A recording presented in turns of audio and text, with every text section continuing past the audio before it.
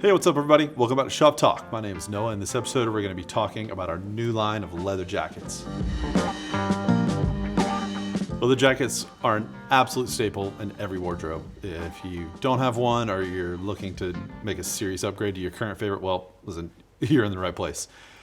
Leather jackets have been around for a really long time. In the 40s, it was the material of choice for aviators, and in the 50s, it came to represent the rebels of motorcycle culture and auto racing. And by the 60s, leather jackets had become staples of every stylish wardrobe, as well as just being all-around functional pieces, which is why we chose leather jackets.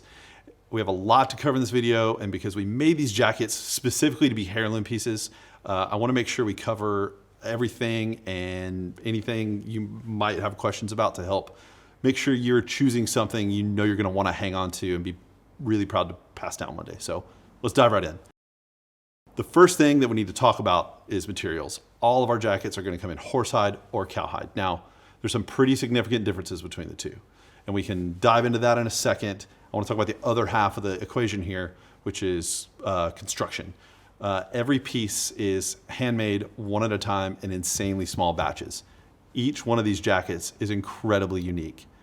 We source the cowhide in Mississippi, and the horsehide comes from France and is processed at a tannery in Italy. And listen, I don't really know much about tanning, at least I didn't until they told me I needed to make this video. So, horsehide is a very time-consuming process that can take 6 months or more to complete. So that lengthy process is what really contributes to the high quality and the durability of these horsehide leather products. Now, let's talk cowhide versus horsehide. Big choice to make, right? So cowhide, generally a little thinner, which means it's more supple and easier to break in. The downside to that being it's not quite as durable as horse, making cowhide a great choice for wearing on a regular basis, straight out of the box, or just wearing casually. So cowhide, it also has more of a natural grain and texture, which is something I'm sure you've all seen, as cowhide is much more common.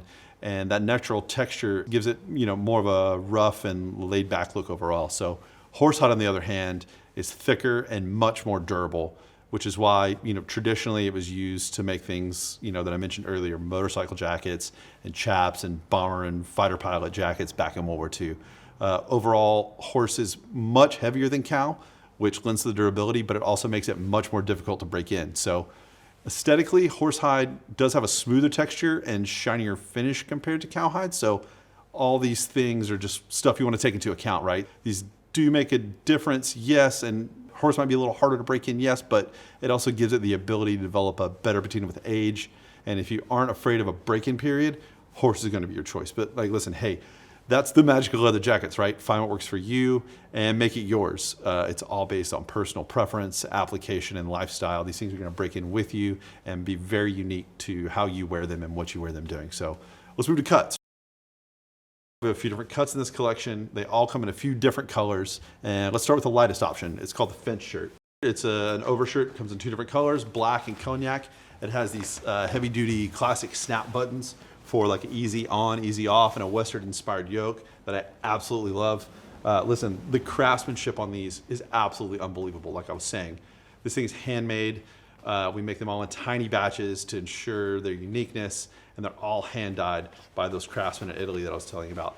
The shirt is incredibly unique. I highly recommend grabbing one while they last. These jackets are gonna go very quick.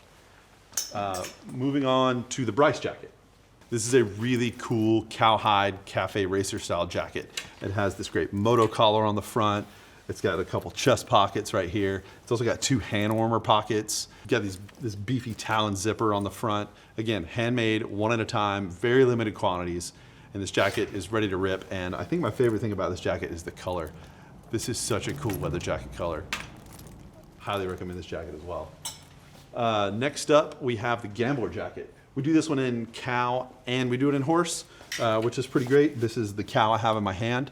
Choose your own adventure there. It has a nice lay flat collar. It's got a flannel lining for a touch of comfort. And it's truly a heritage jacket that once you break this thing in and make it yours, you can absolutely pass it on.